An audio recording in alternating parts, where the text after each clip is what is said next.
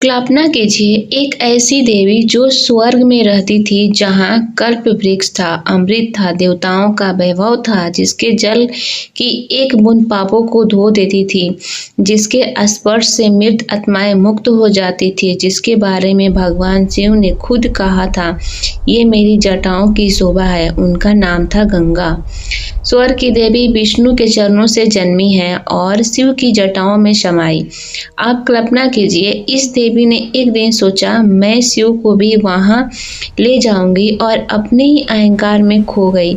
इसी देवी के लिए एक राजा ने 3 पीढ़ियों तक तपस्या की, हजारों साल। इसी देवी ने एक दिन 60,000 भटकती आत्माओं को एक ही पल में मुक्त कर दिया, और इसी देवी को एक दिन स्वर्ग की शोभा में एक श्राप मिला, जिसने उन्हें धरती पर उतार एक राजा की पत्नी बनाए और एक ऐसे पुत्र की मां बनाया जिसे दुनिया भीष्म के नाम से जानती है। आज इस यात्रा में आप जानेंगे गंगा की वो कहानियां जो ग्रंथों में दबी रह गई है, वो सच्चाई है जो आपकी अपने जिंदगी से सीधी जोड़ती है।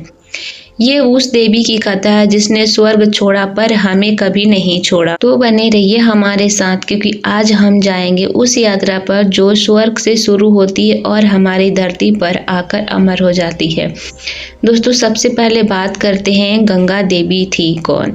हमारे पुराणों में खासकर विष्णु पुराण, भगवत पुराण, रामायण, महाभारत और स्कंद पुराण में गंगा का उल्लेख बार बार आता है। ऋषिवेद में गंगा का नाम सबसे पहले लिया गया है। नदियों में से एक है, लेकिन गंगा सिर्फ नदी नहीं, वो एक देवी है जो नदी के रूप लेकर हमारे बीच आई। पुराणों के अनुसार गंगा का जन्म भगवान विष्णु के चरणों से हुआ। जब वामन अवतार हुआ, विष्णु ने 3 पगों में ब्रह्मांड नापा तो उनके बाएं पैर के अंगूठे से जो दिव्य जल निकला वो इतना पवित्र था कि ब्रह्मा जी ने उसे अपने कमंडल में संभाल लिया। वही जल गंगा बनी। सोचिए, जिस जल ने भगवान विष्णु के चरण छुए हो, उसकी पवित्रता क्या अंदाजा हो सकता है। गंगा देवी का स्वरूप स्वस्थ, माथे पर जल मुकुट, हाथ में कमंडल और वाहन है मकर, यानी एक विशाल जलीय प्राणी। उनकी आंखों में करुणा का अथाह सागर। उनके नाम भी कई हैं। भगीरथी, भगीरथ की वजह से धरती पर आई। जानवी, जुनून, मुनि पुत्री तथा तीनों लोकों में बहने वाली। विष्णुपति, विष्णु के चरणों से जन्मी। सुरसरी, देवताओं की नदी। हर नाम के पीछे एक कहानी है और आज हम उन्हीं सभी कहानियों को एक एक करके खोलेंगे। लेकिन दोस्तों, यहाँ एक बहुत दिलचस्प बात है। गंगा स्वर्ग लोक में सिर्फ एक नदी नहीं थी, वो एक स्वतंत्र देवी थी। उनका स्वभाव था निडर, सत्यवादी और कभी कभी थोड़ा उद्दंड भी। देवताओं के बीच उनका सम्मान था, लेकिन वो किसी की अधीन नहीं थी। शिव की पत्नी पार्वती एक बार उनसे ईर्ष्या करती थी क्योंकि शिव ने गंगा को अपनी जटाओं में स्थान दिया था। ये रिश्ता बहुत गहरा था, बहुत जटिल था, और इसी रिश्ते में छुपा था वो अहंकार जो गंगा को एक बड़ा सबक देगा। लेकिन उससे पहले बात करते हैं उस दर्दनाक घटना की जिसने गंगा को धरती पर आने का कारण बनाया। 60,000 आत्माओं की कहानी जो ना स्वर्ग में थी और ना धरती पर भटकती रही युगों तक। ये कहानी है उस दौर की जब अयोध्या में एक महाराजा राज करते थे। उनका नाम था महाराज सागर। सूर्यवंश के राजा भगवान राम के पूर्वज इतने शक्तिशाली कि उनके सेना का नाम सुनकर दुश्मन कांपते थे। सागर ने ठाना, मैं अवश्य में यह करूंगा। अवश्य में यह यानी कि एक पवित्र घोड़ा छोड़ा जाता है, जहां भी वो घोड़ा जाए वो राज्य का हो जाए। कोई रोके तो युद्ध। सागर ताकत देखकर देवलोक में हलचल मच गए। इंद्रदेव घबरा गए। अगर असागर इतने शक्तिशाली हो गए तो स्वर्ग का सिंहासन भी खतरे में है। इंद्र ने एक चाल चली। इंद्र ने वो एक घोड़ा चुरा लिया और छुपा दिया महर्षि कपिल के आश्रम में। वो महर्षि जो इतनी गहरी तपस्या में थे कि उन्हें बाहर की दुनिया का कोई खबर नहीं थी कि 60,000 पुत्र थे। राजा के 60,000 पुत्र सुनकर ये अंदाजा लगाई कि कितनी बड़ी शक्ति थी। वह सब निकले घोड़े की तलाश में। पूरी पृथ्वी छान मारी, पहाड़, जंगल, समुद्र, हर जगह ढूंढा। आखिरकार पहुंचे कपिल मुनि के आश्रम में। वहां घोड़ा था और पास में एक ऋषि ध्यान में बैठे थे। 60,000 पुत्रों ने सोचा यही चोर है। उन्होंने तपस्या में लीन महर्षि को अपशब्द कहे, ऋषि को जगाने की कोशिश की, धक्के दिए, चिल्लाए और तब कपिल मुनि की आंखें खुली। वो आंखें जो वर्षों से बंद थी, वो आंखें जिनमें हजारों साल की तपस्या की अग्नि थी। उन्होंने उन 60,000 पुत्रों को देखा, एक पल में, बस एक पल में, और अगले ही पल में 60,000 पुत्र राख हो गए, बिना किसी हथियार के, बिना किसी युद्ध के। बस एक क्रोधित दृष्टि और सागर के 60,000 पुत्र इतिहास बन गए। दोस्तों, जो इंसान बिना अंतिम संस्कार के मरता है वो मुक्त नहीं होता। उसकी आत्माएं भटकती रहती है, ना स्वर्ग में जा सकता, ना धरती पर रह सकती है। 60,000 आत्माएं सागर के वो पुत्र युगों तक भटकते रहे, ना किसी लोक में जगह मिली और ना मोक्ष मिला। उनकी मुक्ति का सिर्फ एक रास्ता था, गंगा जल।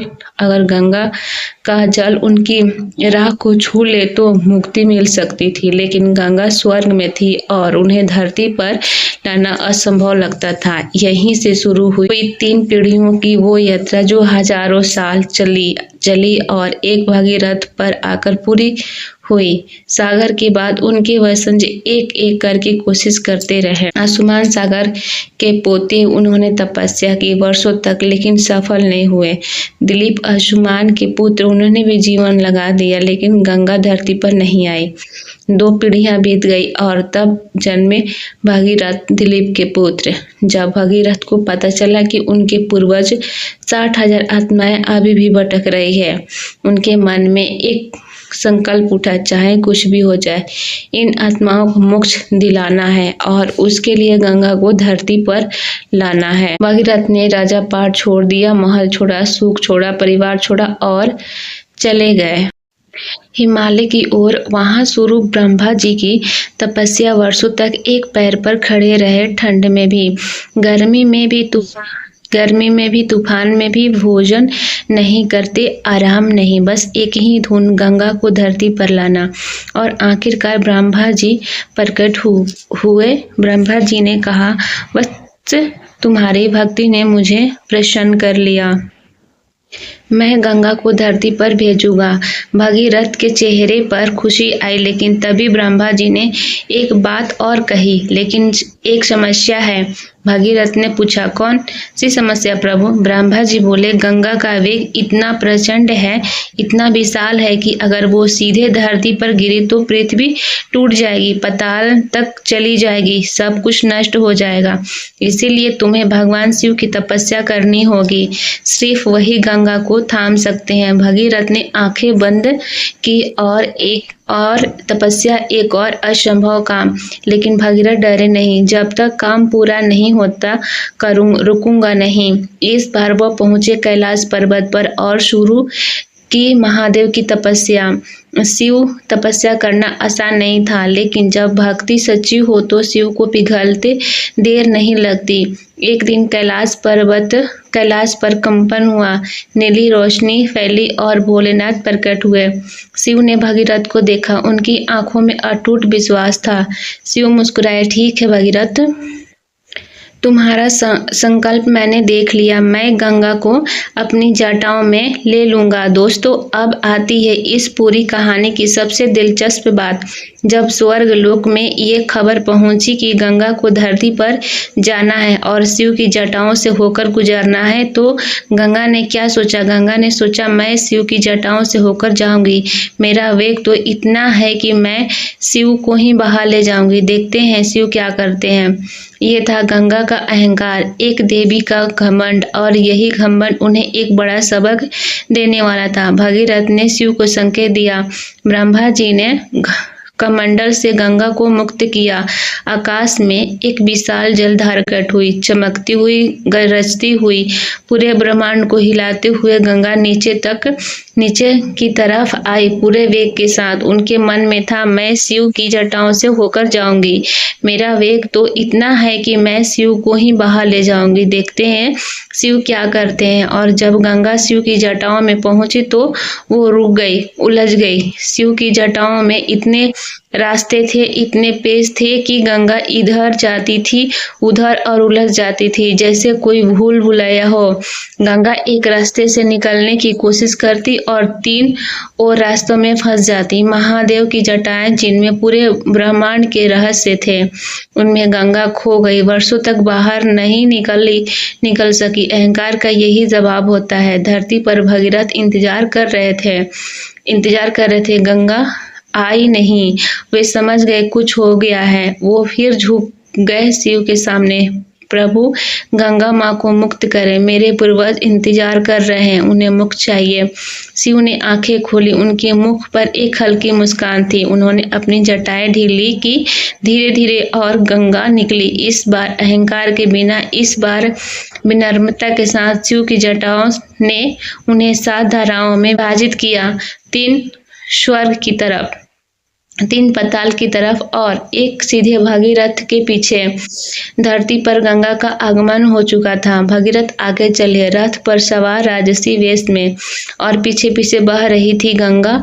पहाड़ों से होती हुई, घाटियों से गुजरती हुई, जंगलों को पार करती हुए जहां जहां गंगा गई वहां जीवन आ गया। सूखी धरती हरी हो गई। पशु पक्षी खुश हो गए, दौड़कर गंगा का जल लेने आए। और था गंगा अवतरण, वो पल जो इतिहास बन गया। लेकिन दोस्तों, रास्ते में एक और रुकावट आई, और इस रुकावट ने गंगा को एक नया नाम दिया। महर्षि जानू, एक महान तपस्वी, अपने आश्रम में यज्ञ कर रहे थे। गंगा का प्रवाह उनके यज्ञ मंडप की ओर आने लगा। पानी फैला, यज्ञ की सामग्री बह गई। आश्रम में हलचल मच गई। महर्षि का ध्यान टूटा। उन्होंने देखा उनका यज्ञ बाधित हो चुका है। क्रोध भड़का, और उस क्रोध में उन्होंने वो किया जो सुनकर दंग रह जाएंगे। उन्होंने सारी गंगा पी ली, एक ही घूंट में। गंगा जो पहाड़ों से उतरी थी, जो ब्रह्मांड कमंडल से निकली थी, जो शिव की जटाओं से आई थी, एक ऋषि के क्रोध में समा गई। भगीरथ रुक गए, पीछे मुड़े। गंगा नहीं थी। वो समझ गए। वो दौड़े, महर्षि जानू के पास पहुंचे, हाथ जोड़े, माथा टेके। ऋषिवर, क्षमा करे, गंगा माँ से कोई अपराध हुआ, लेकिन उन्हें मुक्त करें। लाखों आत्माएं उनका इंतजार कर रही है। महर्षि जानू ने भगीरथ को देखा। उनकी आंखों में वर्षों की थकान थी। एक अटूट संकल्प था। ऋषि का क्रोध पिघल गया। उन्होंने अपने दाहिने कान को स्पर्श किया और गंगा बाहर आ गई। उस दिन उसे गंगा का एक नाम पड़ा, जानवी, जहानु मुनि की पुत्री, क्योंकि ऋषि ने उन्हें पुनः जन्म दिया था। दोस्तों, अब आता है वो पल जिसके लिए 3 पीढ़ियों ने तपस्या की, जिसके लिए भगीरथ ने अपना सब कुछ छोड़ा, जिसके लिए गंगा ने स्वर्ग छोड़ा। गंगा उस स्थान पर पहुंची जहां कपिल मुनि के आश्रम में 60,000 आत्माओं की राख बिखरी पड़ी थी। वर्षों युगों से किसी ने उस राख को छुआ नहीं था। कोई वहां जाता नहीं था। वो जगह सुनसान थी, अंधेरी थी, जैसे समय वहां रुक गया हो। गंगा की पहली लहर उस राख तक पहुंची। जल ने राख को छुआ और तब तक एक रोशनी उठी, फिर एक और, फिर एक और, एक के बाद एक 60,000 प्रकाश बिंदु उठने लगे। आत्माएं जो युगों से भटक रही थी, अब मुक्त हो रही थी। उनके चेहरे पर शांति थी। वे पीड़ा जो सदियों से थी, एक पल में गायब हो गई। वो ऊपर उठे आकाश की तरफ, स्वर्ग की तरफ, और भगीरथ जो पास खड़े थे, उनकी आंखों से आंसू बह रहे थे। वो बैठ गए धरती पर और हाथ जोड़कर बस इतना कहा, माँ तुम आ गई। उस दिन से गंगा का सबसे प्रसिद्ध नाम बना भगीरथी, क्योंकि भगीरथ के संकल्प ने उन्हें धरती पर लाया था। और एक नया शब्द बना, भगीरथ प्रयास। दोस्तों, अब तक हमने जाना गंगा कैसे स्वर्ग से धरती पर आई, लेकिन गंगा की कहानी में एक और मोड़ है। ये कहानी है इक्ष्वाकु वंश के एक राजा थे, महाभीष। लेकिन जो काम उन्होंने किया, उसने महाभारत की पूरी कहानी को जन्म दिया। महाभीष कोई साधारण राजा नहीं थे। उन्होंने हजारों यज्ञ किए थे, जीवन भर धर्म का पालन किया था, हर कदम पर सत्य को चुना था। इतना पुण्य कमाया कि मृत्यु के बाद सीधे स्वर्ग लोक पहुंच गए। ब्रह्मा जी की दिव्य सभा में उन्हें स्थान मिला। सोचिए, वो पल, एक इंसान जो अपने कर्मों से देवताओं की बराबरी में बैठा हो। ये सम्मान बहुत कम लोगों को मिलता है। महाभीष उस दिन सबसे खुश इंसान रहे होंगे। सभा चल रही थी, देवता थे, ऋषि थे, गंगाधर थे और वहीं एक तरफ बैठी थी गंगा देवी। श्वेत वस्त्र, दिव्य तेज, शांत मुखमंडल। तभी बाहर से हवा का एक झोंका आया, बस एक पल के लिए, और उस झोंके ने गंगा के वस्त्र को हिला दिया। पूरी सभा में जैसे सब कुछ रुक गया। देवताओं ने आंखें झुका ली, ऋषियों ने दृष्टि फेर ली, गंधर्वों ने नीचे देखा। यही मर्यादा थी, यही धर्म था। लेकिन महाभीष वो देखते रह गए, 1 पल, 2 पल, 3 पल, और उन्हें पता भी नहीं चला कब उनकी नजर मर्यादा की रेखा पार कर गई। ब्रह्मा जी सब देख रहे थे, वही ब्रह्मा जी जिन्होंने महाभीष को स्वर्ग में स्थान दिया था। उनका चेहरा धीरे धीरे गंभीर हो गया। ब्रह्मा जी बोले, तूने आज यहाँ इस पवित्र सभा में मर्यादा तोड़ी। जो धर्म तूने जीवन भर निभाया वो एक पल की नजर में भूल गया। इसीलिए मैं तुझे श्राप देता हूँ कि तू फिर से मृत्यु लोक पर जन्म लेगा, उस धरती पर जहाँ से तू इतनी मेहनत से ऊपर आया था। महाभीष कांप गए। स्वर्ग जो उन्होंने हजारों योगों से पाया था, एक पल में छूट गया। और गंगा, ब्रह्मा जी ने उनकी तरफ देखा। गंगा, तुम भी धरती पर जाओगी और महाभीष से तुम्हारा संबंध होगा। गंगा ने स्वीकार किया बिना प्रश्न के, क्योंकि ब्रह्मा जी का वचन अटल था और इस तरह के एक श्राप ने तय किया वो रिश्ता जो महाभारत की नींव बनेगा। महाभीष अगले जन्म में हस्तिनापुर के राजा शांतनु बने और गंगा धरती पर उतरे। उनसे मिलने हस्तिनापुर के राजा शांतनु वीर, धर्म आत्मा, प्रजा के प्रिय। एक दिन वह गंगा नदी के किनारे शिकार के लिए निकले और तभी उन्होंने देखा नदी के किनारे एक स्त्री खड़ी थी, इतनी सुंदर कि शांतनु की आंखें रुक गई। इतनी दिव्य लगा, ये इंसान नहीं कोई देवी है। शांतनु आगे बढ़े, उन्होंने पूछा, देवी आप कौन है, आपका नाम क्या है, आप यहाँ अकेले क्यों हैं? स्त्री मुड़ी, उनकी आंखें गहरी, शांत, अतः जैसे किसी नदी की गहराई हो। वो बोली, मेरा नाम गंगा है। शांतनु दिल का एक पल के लिए रुक गया। शांतनु ने विवाह का प्रस्ताव रखा। गंगा ने एक पल उन्हें देखा, फिर बोली, राजन मैं विवाह के लिए तैयार हूँ, लेकिन एक शर्त है। शांतनु ने कहा, बताइए गंगा, बताइए। गंगा बोली, मैं जो भी करूं आप कभी प्रश्न नहीं करेंगे, कभी रोकेंगे नहीं, कभी टोकेंगे नहीं। जिस दिन आपने ऐसा किया उस दिन मैं चली जाऊंगी हमेशा के लिए। शांतनु एक पल के लिए रुके। ये शर्त अजीब थी, लेकिन गंगा का एक साथ पाने के लिए शांतनु राजी हो गए। मंजूर है, और इस स्वर्ण की देवी गंगा हस्तिनापुर की रानी बन गई। दोस्तों, अब वो हिंसा आता है जो सुनकर रूह कांप जाती है। गंगा और शांतनु के एक के बाद एक पुत्र हुए। गंगा और शांतनु के घर पहला पुत्र जन्मा। राजा महल में खुशियां थी, दीप जले, उत्सव हुआ, लेकिन वो खुशी ज्यादा देर तक नहीं टिकी। गंगा उठी, उन्होंने अपने नवजात पुत्र को अपनी बाहों में उठाया और चल पड़ी नदी की तरफ। शांतनु पीछे पीछे गए। उनका दिल डूब रहा था, लेकिन मुंह से कुछ निकला नहीं। गंगा ने उस शिशु को जल में समर्पित कर दिया। शांतनु वहीं खड़े रहे, पत्थर की तरह, अंदर से टूटे हुए, बाहर से चुप। शर्त याद थी, दूसरा पुत्र हुआ, वही हुआ, तीसरा हुआ, चौथा, पांचवा, छठा, 7वां बार, 7 बार एक पिता ने अपने पुत्र को जाते देखा। 7 बार आंखें भरी, 7 बार होठ कांपे, 7 बार एक बाप अपने ही दिल को मुट्ठी में भी लिया और चुप रहा।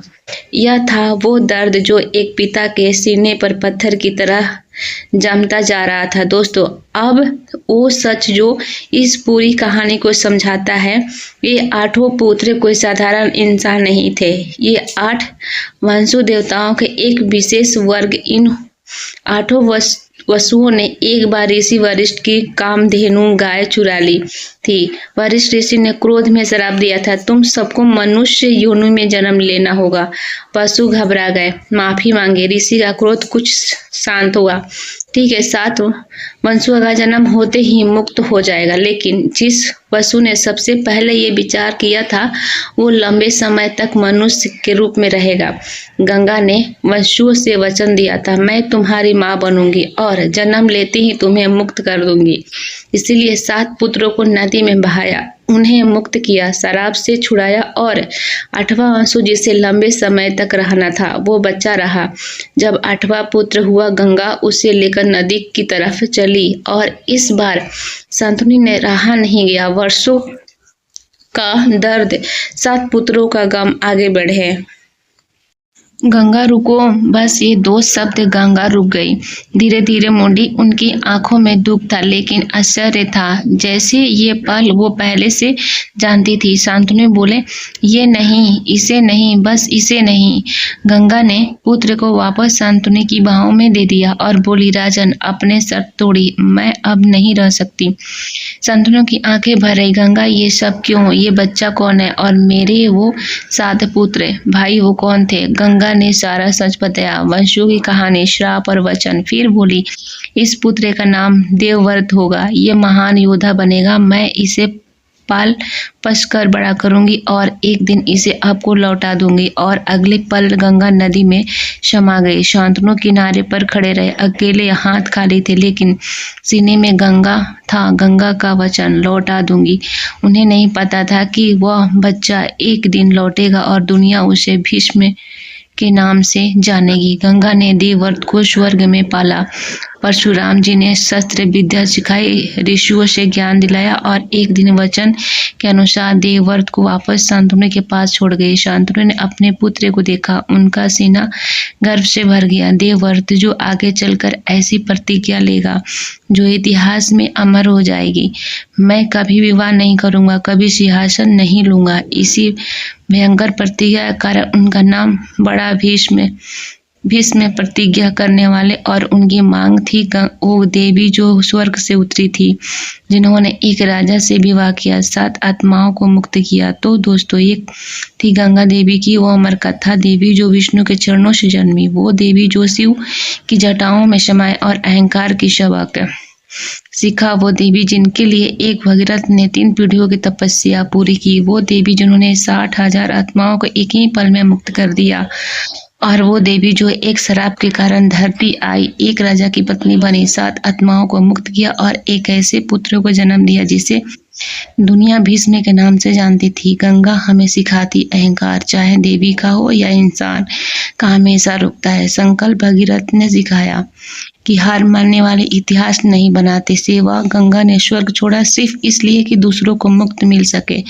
आज भी बह रही है हजारों साल से और हर बूंद में वो पवित्रता है, वो कड़ूरा है, वो इतिहास है जो हमने आज जाना। अगर इस कहानी में आपके मन को छुआ हो तो लाइक जरूर करें और कमेंट में जय गंगे माँ और बताएं इस पूरी कहानी में आपको सबसे ज्यादा कौन सा पल अच्छा लगा। पसंद आए तो चैनल को सब्सक्राइब करना बिल्कुल भी ना भूलें और बेल आइकन जरूर दबाएं, कोई कहानी छूटे नहीं। मिलते हैं नेक्स्ट वीडियो में, तब तक के बाय बाय, टेक केयर।